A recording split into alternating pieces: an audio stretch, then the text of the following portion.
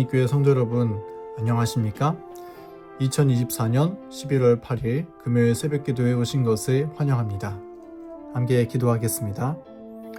사랑의 하나님 아버지, 한 주간을 주님의 은혜 가운데 보내다가 다시금 안식일을 맞게 하여 주시니 감사합니다. 저희에게 말씀의 감동이 있는 한 주간을 허락하여 주셨으니 감사합니다. 주님께 받은 이 은혜의 말씀들을 결코 잊지 않고 믿음으로 실천함으로 성령께서 맺어주시는 열매를 맺고 사는 그리스도인으로 살 수 있도록 인도하여 주시옵소서. 오늘 새벽기도 시간 성령 하나님 함께하여 주시고 우리의 마음을 하나님의 진리의 말씀으로 인도하여 주시기를 예수님의 이름으로 간절히 기도합니다. 아멘. 오늘은 함께 하나님의 질투하심으로 라고 하는 제목으로 말씀의 은혜를 나누겠습니다. 본문 말씀 민수기 25장 10절부터 13절에 있는 말씀입니다. 여호와께서 모세에게 말씀하여 이르시되 제사장 아론의 손자 엘르아살의 아들 비느하스가 내 질투심으로 질투하여 이스라엘 자손 중에서 내 노를 돌이켜서 내 질투심으로 그들을 소멸하지 않게 하였도다. 그러므로 말하라. 내가 그에게 내 평화의 언약을 주리니 그와 그의 후손에게 영원한 제사장 직분의 언약이라. 그가 그의 하나님을 위하여 질투하여 이스라엘 자손을 속죄하였음이니라. 아멘. 우리는 어제 비느하스가 이스라엘 귀족이었던 시므리와 또 그가 데려왔었던 미디안 여인 오므리를 창으로 꿰뚫어 죽였었던 사건에 대해서 함께 이야기를 나누었습니다. 이스라엘 진영 가운데 들어와서 버젓이 죄를 행하려 했었던 이들을 비느하스는 분노하여 창으로 찔렀고 그것으로 말미암아 재앙이 그쳤습니다. 그리고 하나님께서는 비느하스의 의로우심을 칭찬하셨고 비느하스와 평강의 언약을 맺어주셨습니다. 비느하스가 이 두 죄인들을 죽인 것은 다소 잔인한 모습이었으며 그의 개인적인 분노 때문이었다고 볼 수도 있을지 모르겠습니다. 그러나 하나님께서는 그러한 비느하스의 모습을 보시고 비느하스가 내 질투심으로 질투하였다라고 민수기 25장 11절 말씀에 이야기하고 있습니다.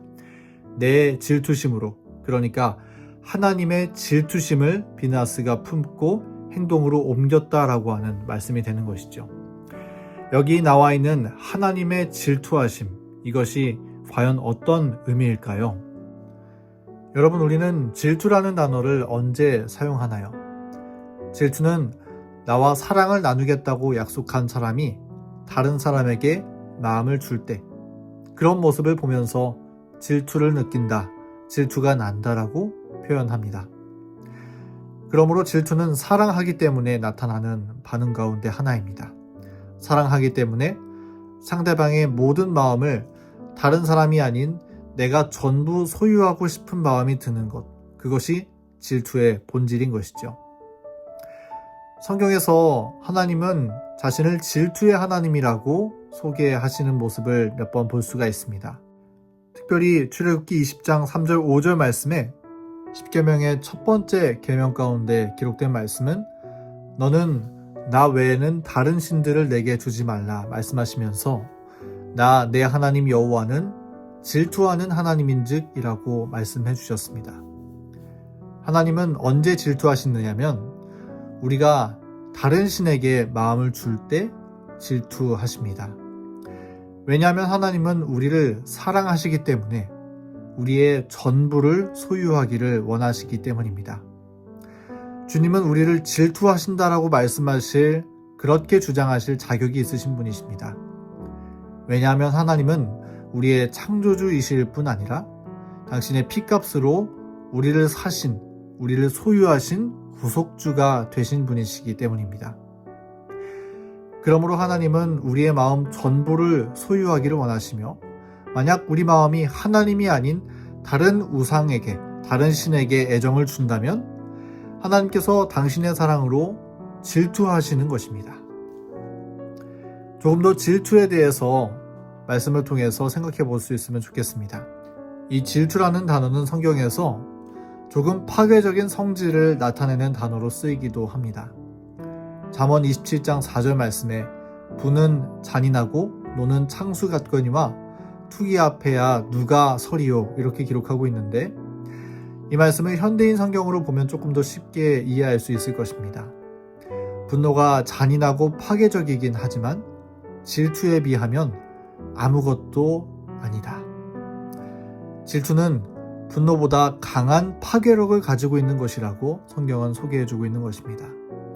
이 말씀이 무슨 의미냐면 하나님의 질투는 죄에 대하여 반응하기를 그 죄를 파괴하며 죄를 제거하고 죄를 없이 하는 성질을 가지고 있다는 것입니다.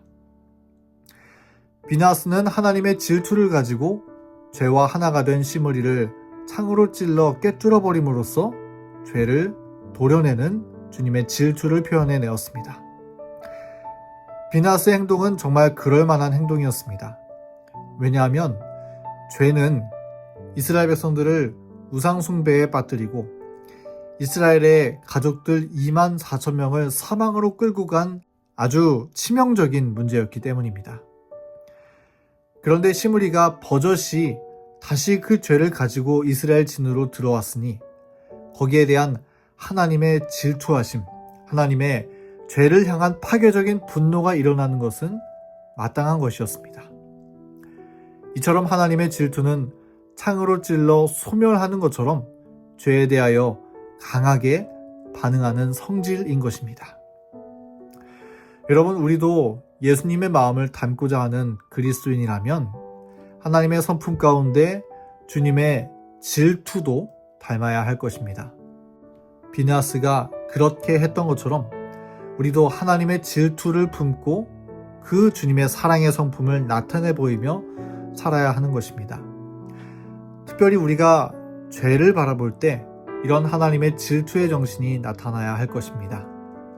비나스가 창을 가지고 죄를 쳐서 구멍을 내어 버렸었던 것처럼 우리도 죄를 볼 때 하나님의 질투, 곧 거룩한 분노가 나타나는 것이 하나님을 섬기는 이들의 정상적인 반응이라는 것이죠.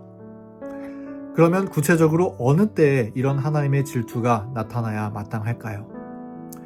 첫 번째, 우리의 마음에 죄가 발견되었을 때 그 죄를 제거하기 위하여 하나님의 질투심이 필요한 것입니다. 우리가 이 주제에 대해서는 어제 함께 말씀을 조금 나누었습니다.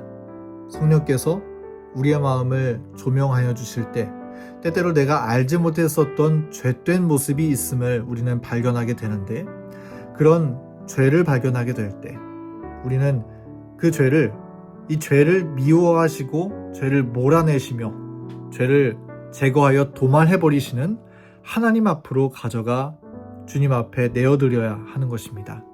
그렇게 할 때 분노보다 강하신 하나님의 질투하심이 우리의 죄를 소멸하여 없이 하여 주실 것입니다. 그것이 바로 회개의 열매인 것입니다.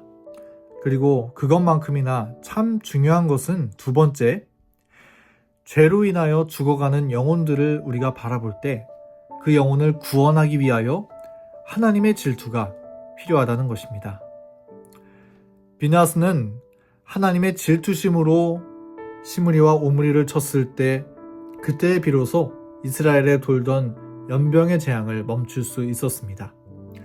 우리도 하나님의 질투하심으로 죄로 인해 죽어가는 영혼들을 죄에서 건져내고 그 영혼을 하나님의 나라를 바라보도록 인도할 때 그 영혼을 덮고 있던 재앙은 끝나고 하늘의 평안이 시작될 수 있는 것입니다. 우리가 하나님의 사랑으로 죄인들을 위하여서 섬길 때 하나님의 질투하심으로 다른 영혼들의 구원을 위하여 간절히 기도할 때 그 하나님의 열심, 하나님의 질투하심은 영혼의 마음속에 있는 죄를 몰아내고 하늘을 바라보도록 인도해 주시는 능력이 되는 것입니다.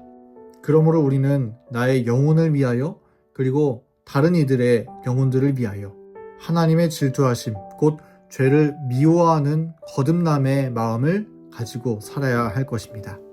그리고 우리는 그 하나님의 품성, 질투하심이라는 거룩하신 주님의 품성을 가지고 하늘에 들어갈 자격을 얻게 될 것입니다.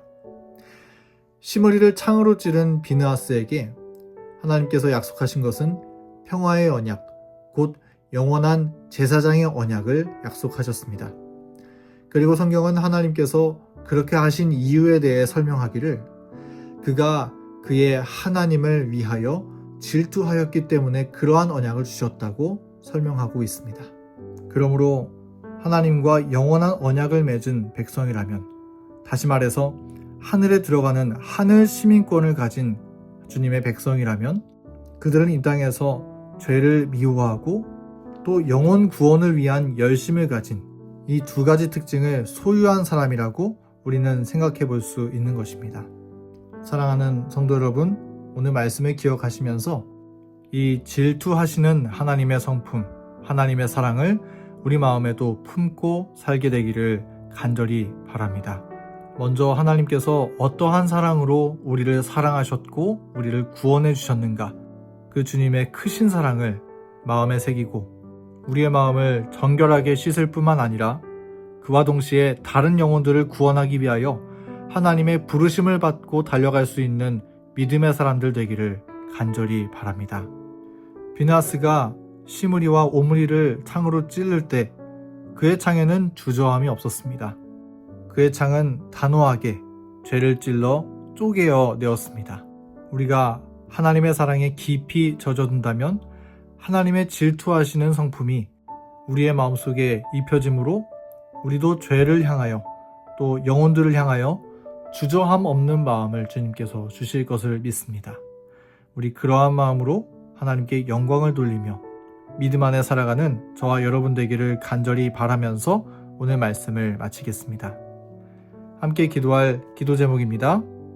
교회 환우분들을 위해서, 안식일 예배를 위해, 한국선교 120주년 행사와 말씀 집회를 위해, 교문이 교회 재직 선거 일정을 위해, 또 개인의 기도 제목을 위해서 음악이 바칠 때까지 함께 기도하는 시간 갖도록 하겠습니다.